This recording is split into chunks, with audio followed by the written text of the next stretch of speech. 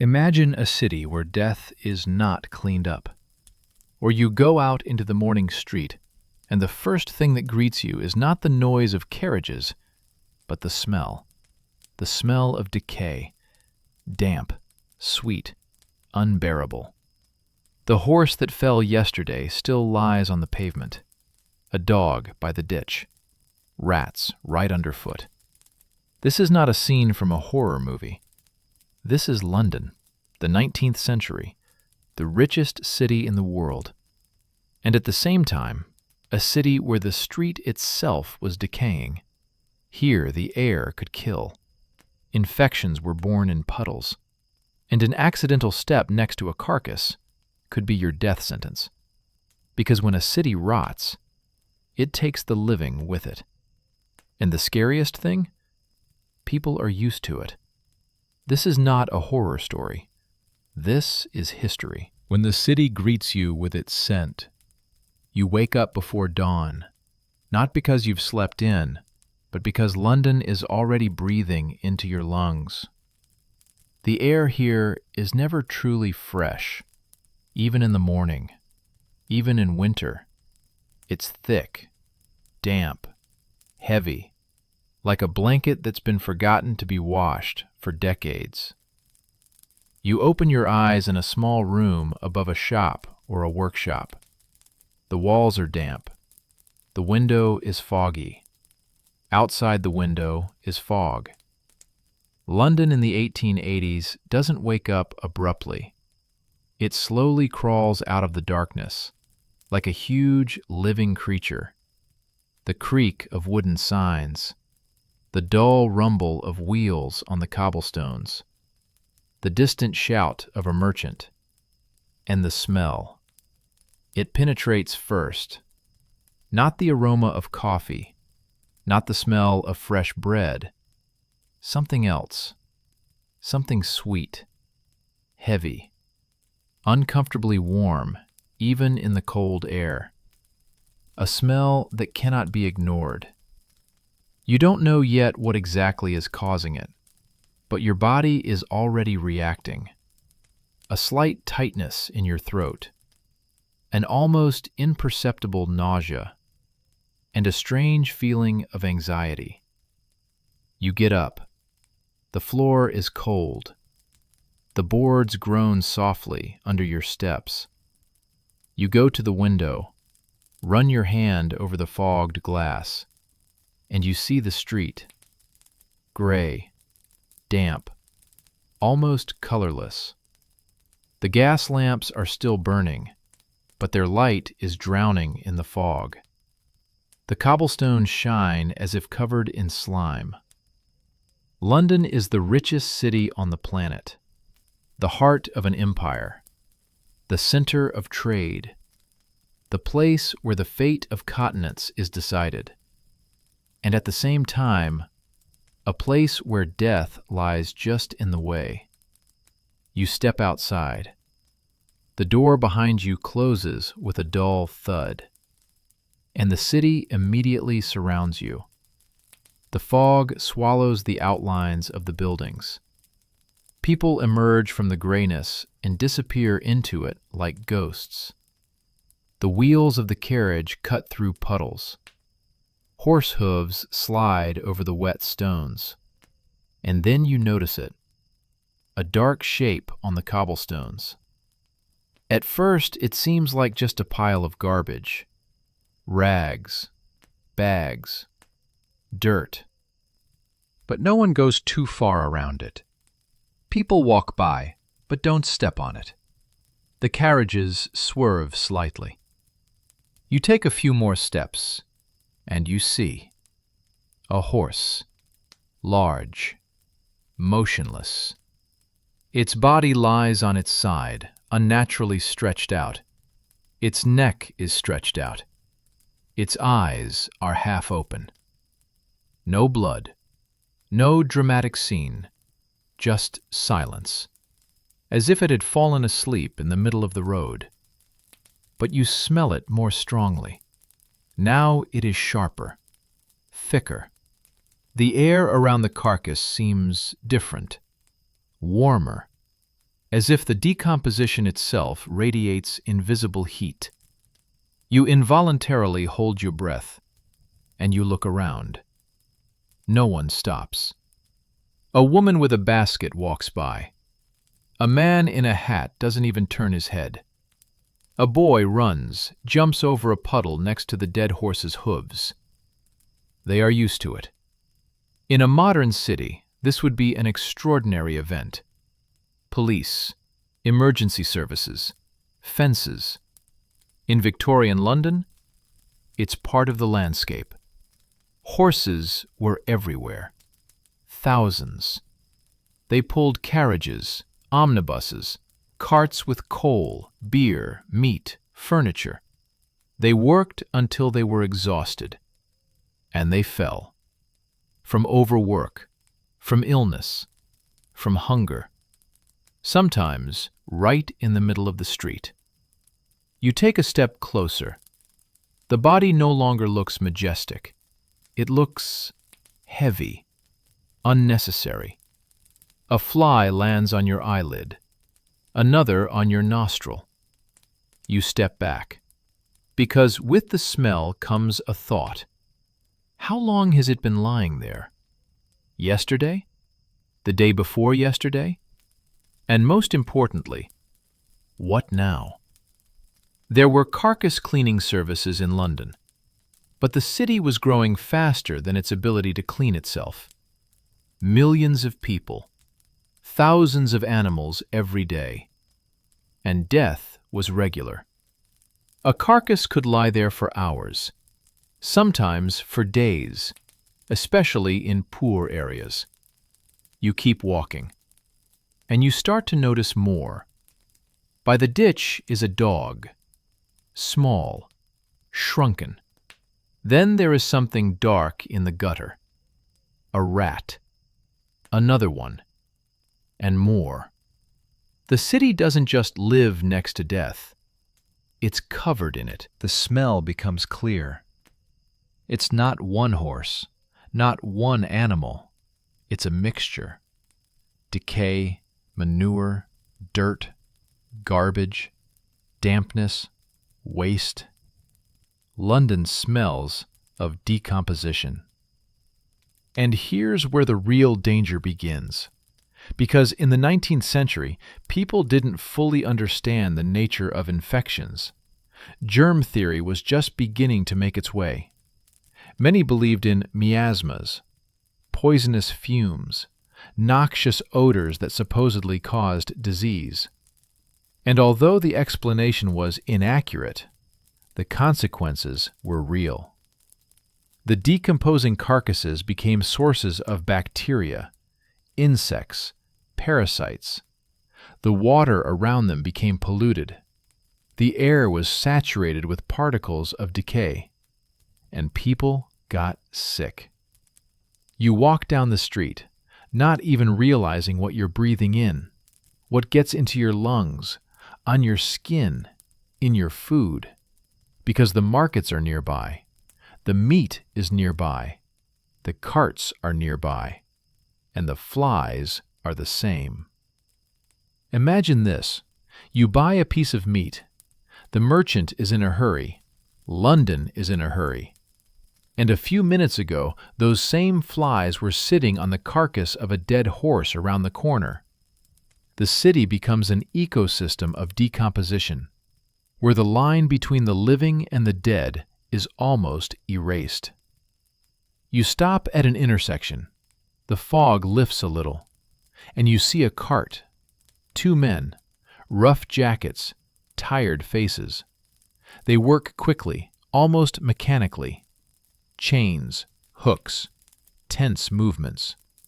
They remove the carcass, but even that is alarming, because this is not a sanitary procedure in sterile conditions. It is a physical struggle with a massive body that has already begun to change. The horse weighs hundreds of kilograms. The body is slippery, uncomfortable. And if it is already in the stage of decomposition, contact becomes dangerous. The men work without modern protection. without gloves with a high level of insulation, without respirators, only cloth, only habit. You watch, and you feel a strange realization. This city is not afraid of death. It is afraid of traffic delays. Because London is a machine. The carriages must move. The goods must move. The money must circulate. Even if the road is covered with dead bodies. And here comes the main question of survival. Not, is it disgusting, but could you live here every day? Breathe this? Walk past this? Eat next to this? More than one day? Years? Because Victorian London was no exception. This was the norm of an industrial metropolis, a city that grew faster than the understanding of hygiene. You take another step. You pass the place where the horse had just lain. A stain remains. Dark. Damp. The city has erased the body, but it shouldn't. And the smell? It's still here. It's only morning. Only the beginning of the day. And London has already shown you its true face. The city that can't clean up death. London wasn't ready for its own scale. It grew faster than its streets, faster than its sewers, faster than any understanding of sanitation. Every day the city swallowed thousands of new bodies, people, animals, waste, and it couldn't digest it. In the 1880s, horses were the engines of the city. Omnibuses, coal carts, brewery deliveries, butcher shops, building materials. Everything moved thanks to them. And every horse had a limit. Overwork was commonplace. Exhaustion was commonplace. A horse fell, and the street became a problem. A dead horse is not just a smell. It's an obstacle to traffic, a danger to transport, a source of infection. But first of all, it's a mass, a huge, inert, heavy mass. That needs to be put somewhere. Carcass removal existed in Victorian London, but it wasn't instantaneous, and it wasn't ideal, especially in poor areas. Sometimes a carcass would lie there for half a day, sometimes a day. And during that time, the city would start working around it. The rats were the first to appear. They didn't wait for official services. They knew. The city gave them a constant feast. Rats in London were everywhere. In basements, in drains, in warehouses, in stables, and by the carcasses. You walk past a dark shape on the side of the road, and you see movement, barely noticeable. Gray shadows glide over the body, disappear, return. The city eats. Dogs come after the rats, stray, hungry, wary. They keep their distance from people, but not from meat. Sometimes people appear, not passers-by, others. There was a quiet profession in London. Scavengers, collectors. They worked where others looked away. They were not interested in tragedy, but in value. A dead animal is a resource. Skin, bones, fat.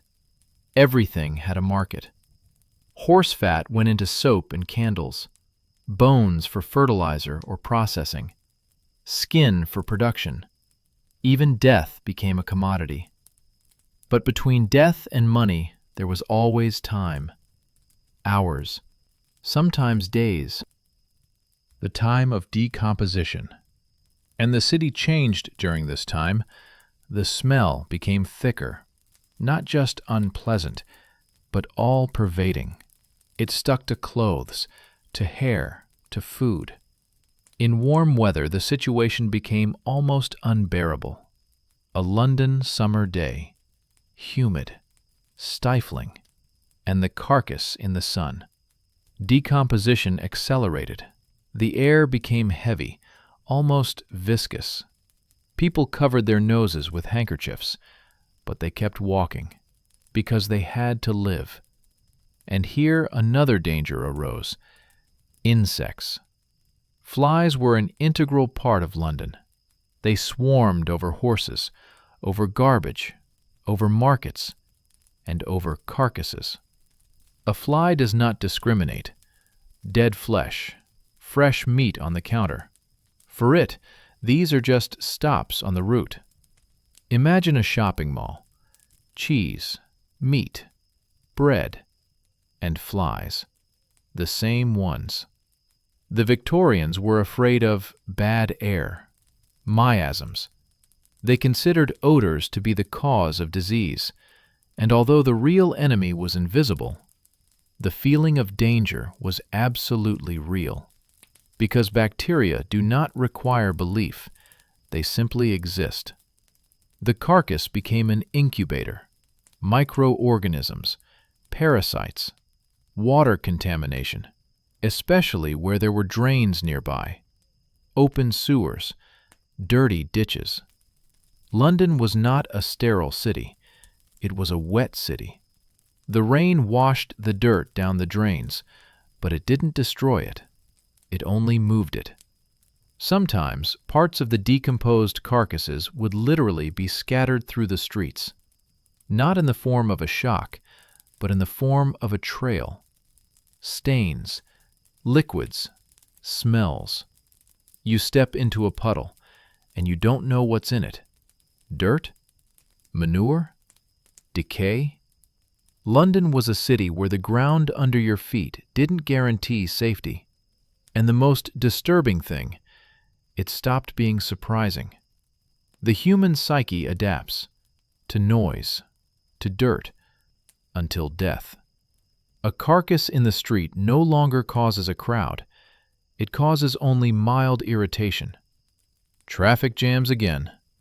The newspapers sometimes wrote about it, about unsanitary conditions, about smells, about the threat of disease.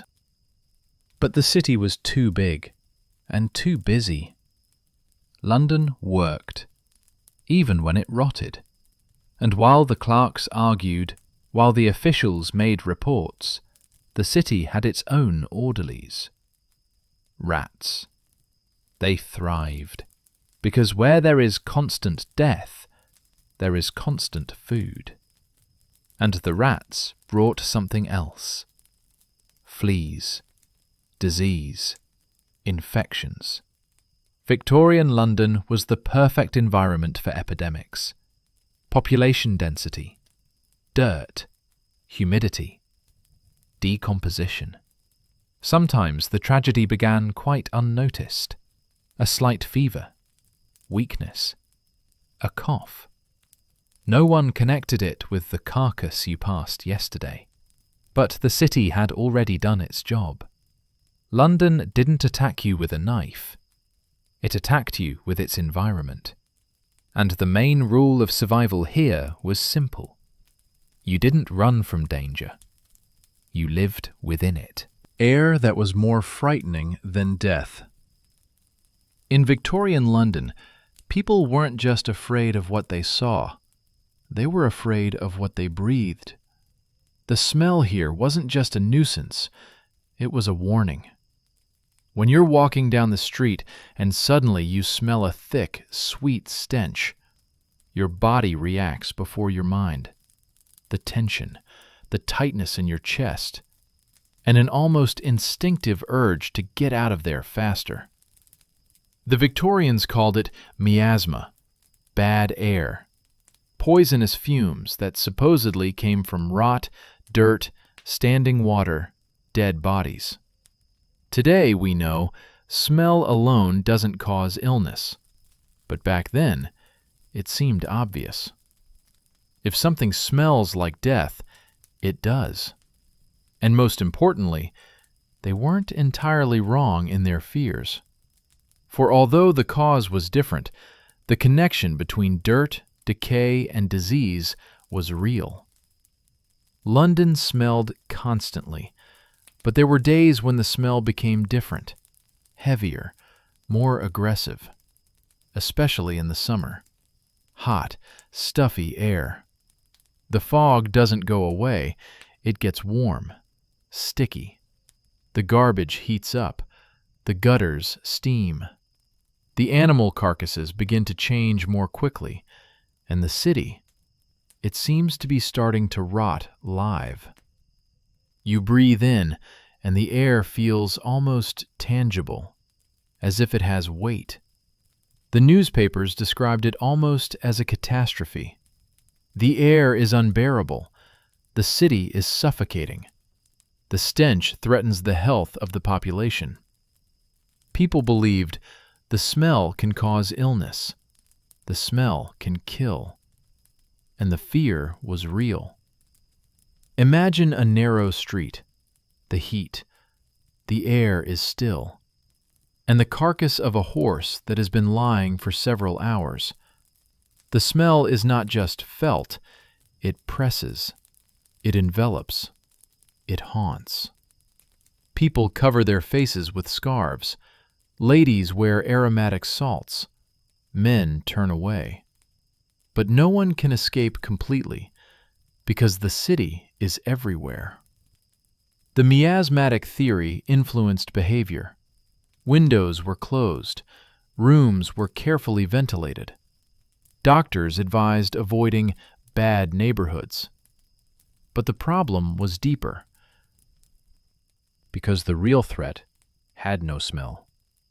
Cholera, typhoid, tuberculosis. Germs don't scream. They don't warn. They have no scent. And while the city feared stench, danger often came silently. And yet, smell had power. It created panic. There are testimonies of people who literally felt physical terror in the bad air.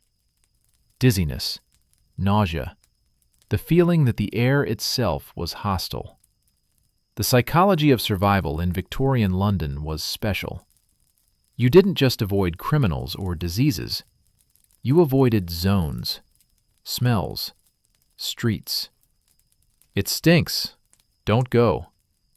Sometimes entire neighborhoods got a reputation for being deadly just because of the air, especially where open drains, slaughterhouses, skinners, carcasses, accumulation sites. The air became a marker of danger. You walk, and suddenly you feel a sharp, putrid blow to the nose. You can't see anything yet, but you already know something dead is ahead. And at that moment, a strange feeling appears, as if the city is not just dirty, but sick. London looked majestic. Imperial buildings, banks, theaters. But between these facades, the air could cause fear. Because when breathing itself seems dangerous, the city ceases to be a home. It becomes an environment of survival. And the darkest irony, people feared the smell of death, but the real killers were often invisible. And yet the smell remained a symbol, a signal, a constant reminder. Something in this city is rotting. When a carcass became an event. Most of the time, a dead animal on the street was commonplace. But sometimes, it became the center of chaos. London is a city of movement, carriages, omnibuses, carts with goods, crowds of people. Everything is constantly in motion. And in the middle of this flow is a motionless body. A dead horse does not just lie there, it blocks. The narrow Victorian streets did not forgive obstacles, especially where space is already limited. Market alleys, shopping districts, busy intersections. You hear it before you see it. Louder, more intense. Screams, the creak of wheels, the sharp sound of hooves. The carriage stops abruptly. The other one can't keep up. The wheels skid on the wet cobblestones. The horses are nervous. A live horse next to a dead body is a special danger. Animals can smell death. The smell. Stillness. Something is wrong. The horse jerks, backs away, eyes widen. The driver pulls on the reins. People scream. Another carriage behind cannot see the reason for the delay. A crash. Metal against wood. Wood against stone. Panic spreads instantly. One frightened horse can break loose. Two can create a catastrophe. London newspapers have repeatedly described scenes where the traffic jam around a carcass turned into an accident. Carriages crashed into each other. Passengers were thrown out. Horses were becoming unmanageable. Because the city was congested. Imagine an intersection. Fog. Limited visibility. And the horse's carcass is right on the road. The driver sees it too late. A sharp jerk. The wheels go sideways. Pedestrians bounce off. Victorian streets had no modern safety rules. No traffic lights. No clear lanes. Just a flow. And in the midst of this flow, unpredictable death. The evenings were especially dangerous. The gaslight is weak. The shadows are deep. The fog absorbs the contours. A dark mass on the cobblestones can look like a pile of rags, trash shadow, until you get too close. A sudden stop, a scream, a blow. Sometimes people literally tripped over a carcass in the dark. Imagine this. You're in a hurry. Night. The light from the lantern is diffuse. Your step is sure. And suddenly, something soft, inflexible, wrong. You lose your balance. Not a stone, not a puddle, a body. Such falls were not only a shock, but also a risk of injury. Broken arms, smashed heads, especially on the slippery cobblestones. But something else was even more disturbing. The carcass became a gathering point. Rats, dogs, a crowd. People stopped, stared, discussed. The city had a strange property. Having become accustomed to death, it still could not completely ignore the big scenes, especially if the horse died dramatically. A fall in the harness, tangled straps, a carriage overturned. The animal was still alive for a few minutes. Attempts to get up. Panic. This is no longer just a carcass. This is a spectacle. The newspapers loved such stories. Horrible scene in Cheapside. Horse falls in the crowd. Passengers in danger. For Victorian London did not live only in the streets. It lived in sensations. And behind each such event lay a simple truth. The city was too dependent on animals, which died en masse simply while working. Each carcass was a failure in the system. Every failure is a risk. London didn't collapse all at once. It collapsed in small incidents. Congestion, falls, accidents. And it all started with one moment. A horse falls. The city holds its breath. And then it explodes into chaos. Those who made money from decomposition. In London, death was never just a tragedy. It was part of the economy. A dead animal on the street was not just a stench and a danger. It was money. Victorian London knew how to monetize almost anything, even decomposition. When a horse fell and died, the city didn't just lose transportation. It gained a resource. Skin, bones, fat. Nothing was to be lost. There were people for whom another person's death meant work. Knackers, skinners. They were a shadowy but necessary part of the city's machinery. Their work began where others turned away. Imagine the morning after an incident. A horse carcass is no longer news. It is a problem.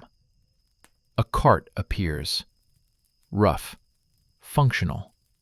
2 or 3 men. No ceremony. Just speed. Because a carcass is time, and time is money.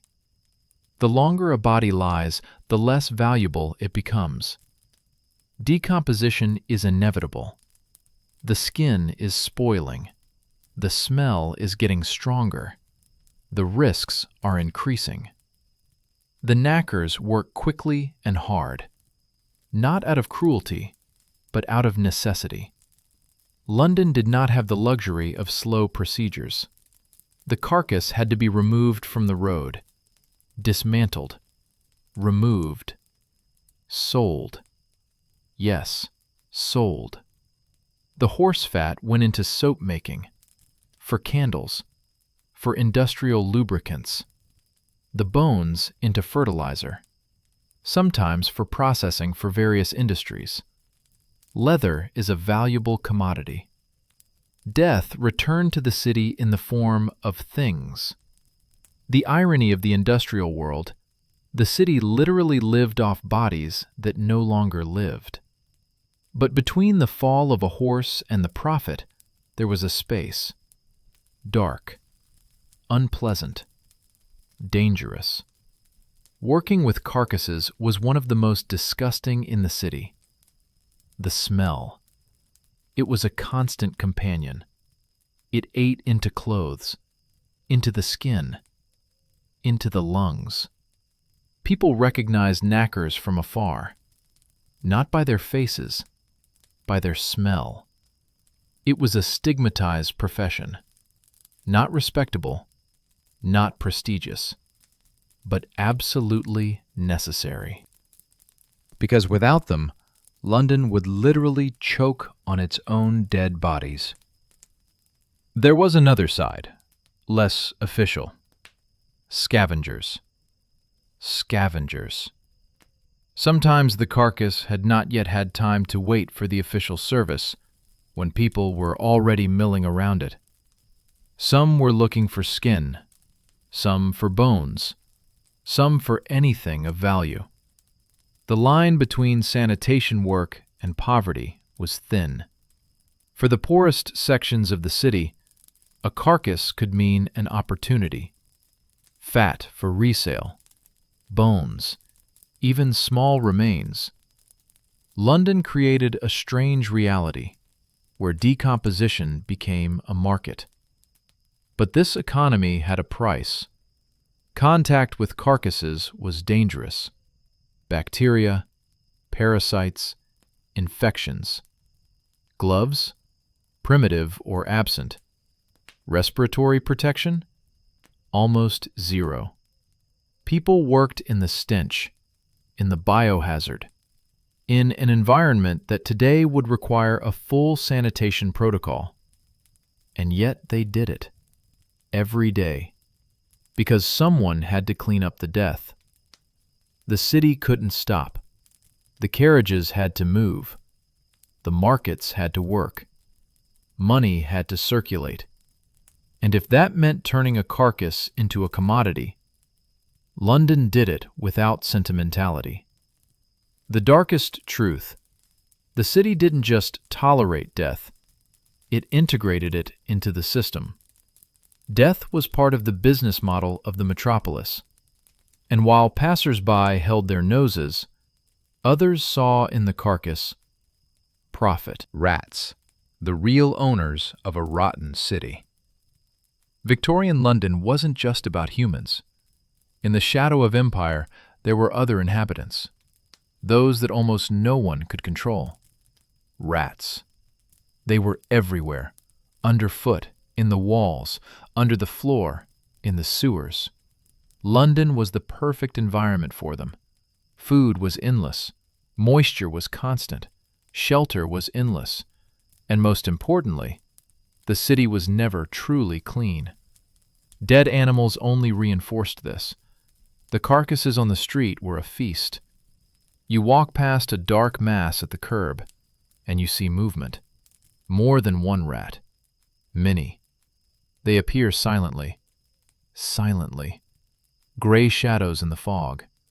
London changed after sunset. By day, the city belonged to carriages and crowds. At night, it passed over to them. Rats came out of the sewers, from the cellars, from the cracks in the stone. There were so many of them that it is difficult for modern man to imagine. Markets, warehouses, stables, garbage heaps, and carcasses. The dead animal became the center of activity, the heat of decomposition, the smell, the food available. Rats were not afraid of the stench, they lived in it. And with them came the real threat: fleas, parasites, disease. The Victorians did not always see the connection, but we do. Rats carried deadly infections, and while the Great Plague epidemics are a thing of the past, the fear of rats never went away. Because people saw the consequences. Diseases spread in overcrowded areas, especially where dirt, damp, waste decomposition. Rats thrived there. You're sitting in your room at night. The candle is almost out. The city outside the window is quieter. And suddenly, a rustle. A faint sound in the wall. A pause. Again. You freeze. Rats weren't just a sanitary problem. They were a psychological terror. They got everywhere. Into cupboards, into food supplies, into beds. Sometimes people woke up with a strange sensation. Movement. Something is running away quickly into the darkness. Imagine a life where this is not the exception, but the norm. The poor quarters of London were literally swarming with them, especially near the markets and slaughterhouses. Rats became part of the city's soundscape, rustling, squealing, quick steps in the darkness. Now imagine a street, night, fog, gas lamps cast a faint light, and a road that begins to move, not because of people, because of them. Rats run across the cobblestones in waves, disappearing in the drains, re-emerging. This is not a metaphor. This is a description of reality as recorded by contemporaries. And in a city where death lay in the open, where carcasses became a regular occurrence, the rat population exploded. More carcasses leads to more food, leads to more rats. The vicious circle of a rotten metropolis. They stole, they gnawed, they spoiled, and brought disease closer to people. Victorian London was a field of constant struggle, not only with dirt, but with the living creatures that thrived in the dirt. And the scariest thing? The city could never completely win, because London created the perfect conditions for their rule. And while people were building an empire, in the darkness, rats ruled. When children played next to death. The scariest thing about Victorian London is not the corpses, not the rats, not the smell, but the habit, especially for children. Childhood in the modern sense was almost non-existent for the poorer classes of the city. The street was their yard, their playground, their world, and the street was rotten. You see a scene that would seem impossible today. A narrow London street, fog, damp cobblestones, dark facades of houses, a corpse by the roadside, and nearby, children. They don't scream, they don't run, they play. A boy is pushing something in a ditch with a stick. Another jumps over a puddle near the motionless body of a horse. The girl laughs, because for them it is not horror, it is the environment. The children of Victorian London grew up in what adults in other eras would call a nightmare. Dead animals were part of the landscape. The smell of rot was no exception. It was the background. The psyche adapts more quickly in childhood. What shocks an adult becomes the norm for those who have never seen another world. In the poor areas of the city, children spent most of their time just on the streets. And that is where they encountered danger every day. The carcasses attracted rats. Rats are diseases. But the children did not see bacteria. They saw space for play. Imagine a wooden wheel, a rope, a stick, and the whole street as a playground, even if a dead animal lies nearby. Sometimes a carcass became an object of childish curiosity, not because of cruelty, because of ignorance. What is it? Why doesn't it move? Why does it smell like that? Touch. The most dangerous moment. Because contact with carcasses meant bacteria, parasites, infection. But who explained this to the children of the slums? Parents worked. They survived. The city did not have time for sterile upbringing. There are descriptions by doctors and social observers who noted the disturbing reality. Children played in the dirt, near the drains, next to rotting. London was a city where the line between danger and everyday life was blurred at an early age. In the modern world, death is isolated. Hospitals, morgues, fenced areas. In Victorian London, she lay on the road, and a child would walk past her on his way to work, school, or just to the next game. An even darker truth. Infant mortality in the 19th century was high. And while there were many reasons, the unsanitary conditions of the city played a role. Infections spread easily. Weakened bodies, dirty environments, constant contact with sources of infection. London was not designed for a safe childhood. It was designed for survival. And in this world, even children learned not to fear what should be frightening. Because when death becomes familiar, fear dulls. But danger remains. Diseases born on the pavements. Victorian London was not only dirty, it was biologically dangerous. A city where decomposition became part of the landscape could not avoid the consequences. Diseases here did not appear suddenly. They ripened. In the water, in the dirt, in the air, on the street itself. Imagine wet pavement after a rain, puddles, manure, garbage, and nearby, the place where yesterday the carcass of a horse lay. The body was cleaned up, but the city did not become cleaner, because decomposition leaves a trace, microscopic, invisible, dangerous. London was the perfect environment for the spread of infections. The population density is enormous. People lived closely together. The rooms are crowded. The houses are damp. And all this in a city that literally smelled of rot. Animal carcasses were only part of the problem, but a very important one. Decomposed organic matter leads to bacteria, leads to insects, leads to contact with people. This chain worked continuously, especially in the warm season. The heat accelerated the processes. A fly sitting on a carcass could sit on food in a minute. The water in open drains mixed with everything: manure, waste, residues of decomposition. And water was one of the main enemies. Cholera, one of the most terrible threats of the 19th century.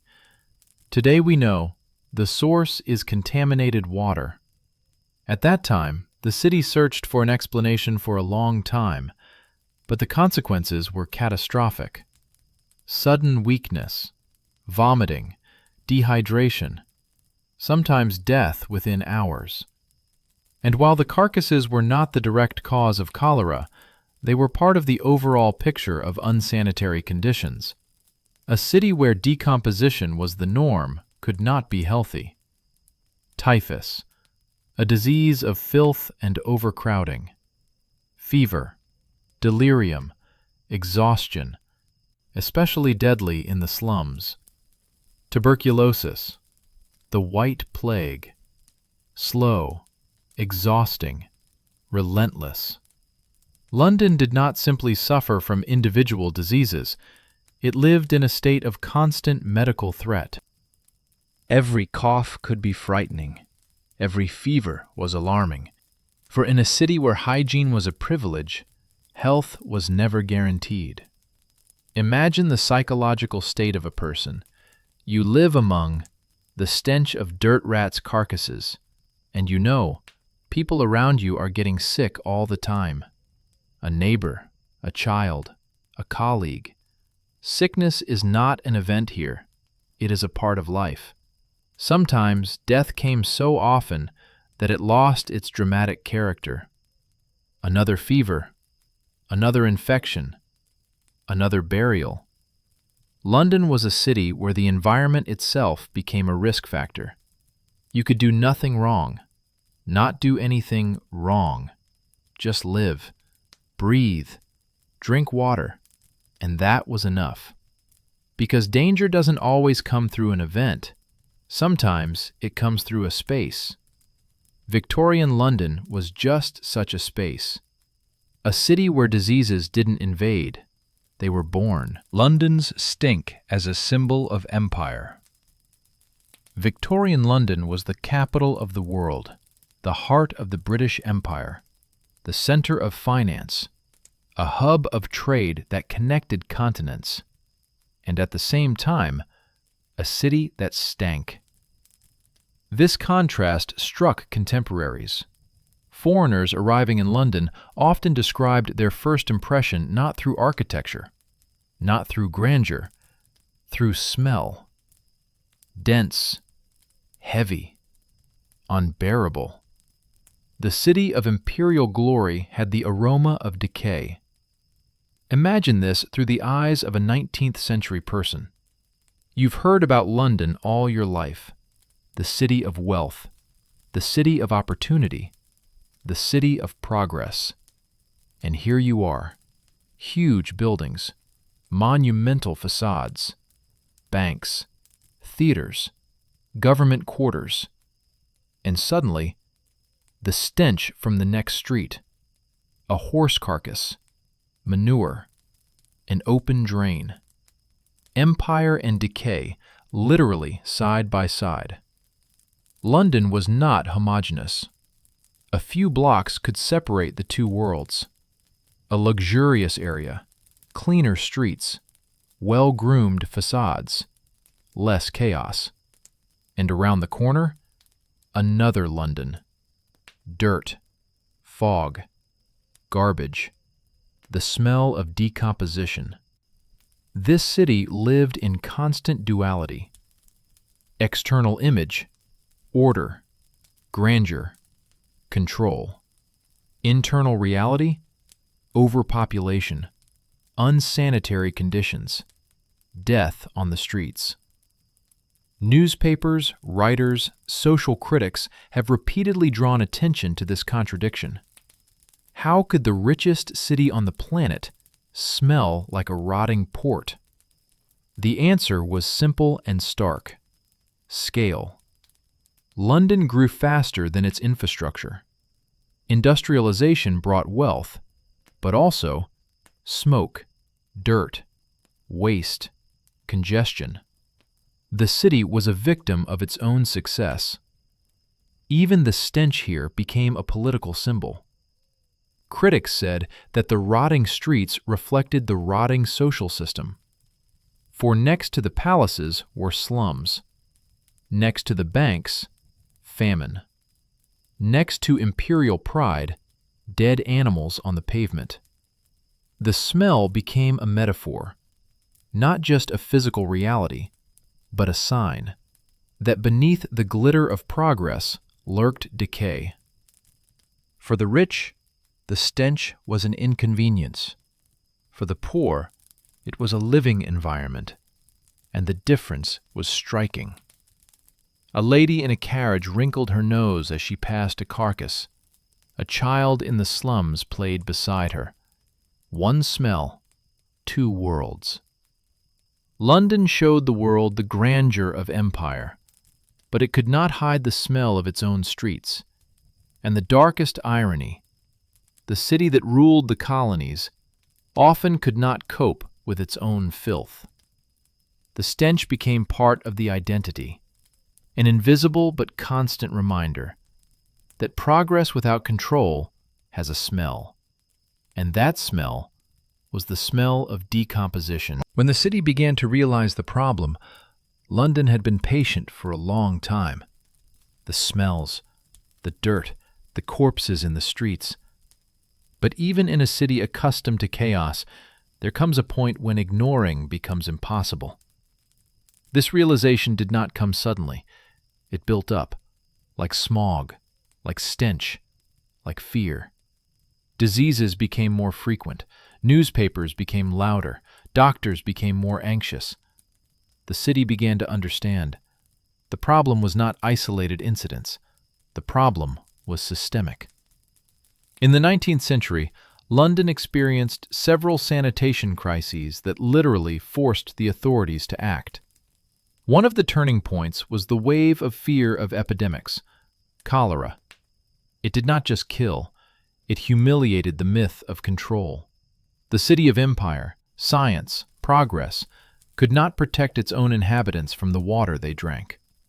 And although the connection between infections and bacteria was still only just being established, one thing was becoming obvious. London was dangerous to live in, especially in summer.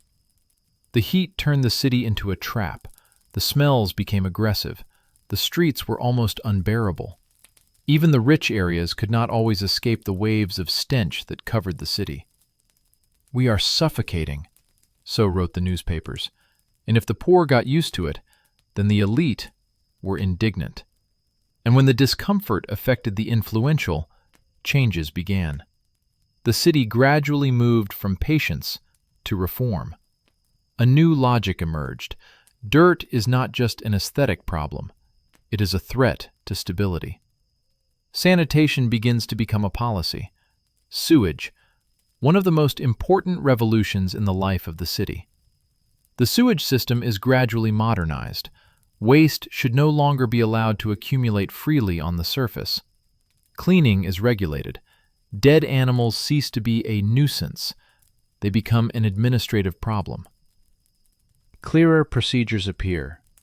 Who is responsible? Who cleans up? How quickly?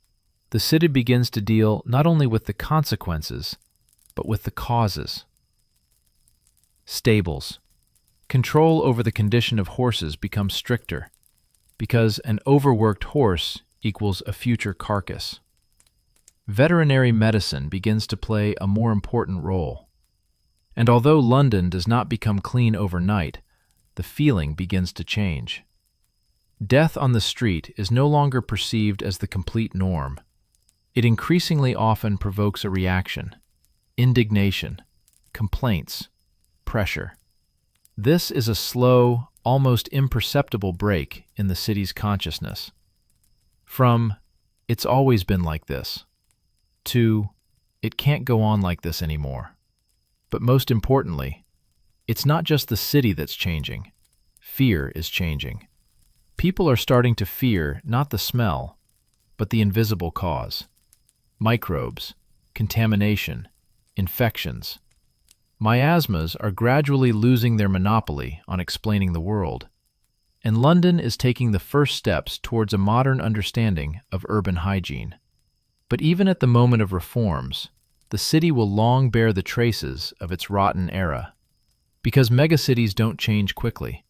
They change because of crises, and London has already experienced enough. When death began to fade from the streets. The changes in London were not dramatic. There was no day when the city woke up different, there was a slow fade. At first, almost imperceptible. Fewer carcasses on the high streets, faster cleaning, tougher regulations. But the real revolution did not come from sanitation, from technology. The horse was the heart of old London, but it had limits: fatigue, disease, mass mortality. And every carcass was a reminder: this system is fragile. In the late 19th and early 20th centuries, a new sound appears in the cityscape: mechanical. Cars. Rare at first, strange, even annoying. But they did not collapse from exhaustion in the middle of the road. They didn't die on the pavement. They didn't become sources of rot. Gradually, the city begins to change its dependence. Fewer horses leads to fewer falls, leads to fewer carcasses. The streets become different. Not clean in the modern sense, but less biological. The smell changes too. The manure, which has been part of the city's aroma for centuries, slowly recedes. The stench of decomposition is no longer such a constant companion of daily routes. The city begins to smell differently: smoke, fuel, industry. Less natural, less rotten. This is a strange paradox of progress. Old London smelled of animal death. New London smelled of cars. But for the inhabitants, this meant one thing: the air became more tolerable. Another thing is disappearing: visual shock. A carcass on the street is no longer a familiar scene. Death returns to hidden spaces: slaughterhouses, veterinary services, sanitary zones. It no longer lies in the middle of the road as part of the morning landscape. The psychology of the city changes with it. What was once the norm becomes unacceptable. What was once passed by indifferently now causes scandal. The city begins to form a new standard. Dirt is a deviation. Death on the street is an extraordinary event. London is gradually entering the 20th century, and with this, the era of the rotten cityscape begins to fade. But the memory remains, because not so long ago, the richest city in the world was literally rotting before the eyes of its inhabitants. And most disturbingly, people considered it normal. Could you live in a rotten city? Stop for a moment. Imagine that you are not an observer. You are a resident, not a tourist, not a reader of history, but a person who goes out into these streets every day. London, late 19th century, a city of grandeur and a city of decay. You wake up, and before you see the light, you are greeted by a smell. You go to work, and you see a carcass on the corner. You eat, knowing that the flies know no bounds. You breathe, air that seems sick. You live among the stench of dirt rats' decomposition. And most importantly, you have no alternative. This is not exotic. This is reality. Modern man is almost physically disgusted by such a picture. But the Victorian Londoner had to adapt, because the psyche has a survival mechanism: habituation. What initially causes nausea later becomes the background. What frightens becomes commonplace. And here is where the darkest thought of this story is born. A person can get used to almost anything, even to a city that smells of death, even to carcasses on the pavement, even to the constant presence of decomposition in everyday life. But does habit mean safety? No. Danger does not disappear just because it has become familiar. Bacteria do not become less deadly. Diseases do not become more merciful. Rats do not become less dangerous. You simply stop feeling the shock every day. Victorian London was just such a test of adaptation. A city where survival meant not avoiding horror, but living with it. And now the question, not historical, personal. Could you live there? Waking up in this air, walking these streets, eating in this environment. Not for a day, not for a week, years. Because for millions of people, it wasn't a hypothesis. It was life. They were building an empire. They were working. They were loving. They were surviving. In a city that was rotting. And the most powerful lesson of this story is simple and disturbing. Progress doesn't guarantee cleanliness. Wealth doesn't guarantee safety. Greatness doesn't guarantee health.